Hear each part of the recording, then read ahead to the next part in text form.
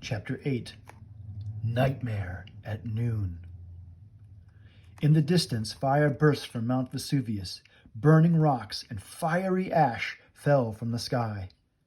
The hot, dusty air smelled like rotten eggs as Jack and Annie rushed down the street. In the forum, everyone, shoppers, soldiers, gladiators, fruit sellers, was running in every direction. Stalls had collapsed. Carts were sliding. Jack froze. He didn't know where to go. "That way," shouted Annie. Jack followed her as they ran past the Temple of Jupiter. Its mighty columns had fallen. Its walls were crumbling. They ran past the public baths just as the roof caved in. "Which way now?" shouted Annie. "The treehouse is in the olive grove," Jack said as they kept running.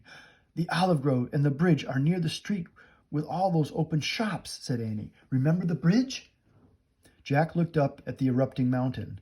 A red-hot cloud billowed over it. Fires burned on its slopes. "Head in the direction of Mount Vesuvius. It was behind us as we came into Pompeii." "Right," said Annie. So while others ran away from Mount Vesuvius, Jack and Annie ran toward it. On the streets, with the open shops, baskets, and broken jars rolled over cracked stones. Jack and Annie ran past the bakery and the shoe shop. They ran past the butcher shop and the barber shop. All the shops were empty. Their owners had fled. The closer they got to the volcano, the more the ground trembled, the darker and dustier it got. "This is just like my nightmare," cried Annie.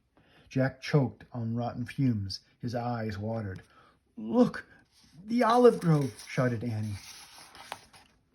"The treehouse is just over there. Come on!" Jack could hardly see, but he followed Annie. They left the street and ran to the dried-up stream near the olive grove. "Where's the bridge?" cried Annie. They looked wildly around. The bridge had vanished.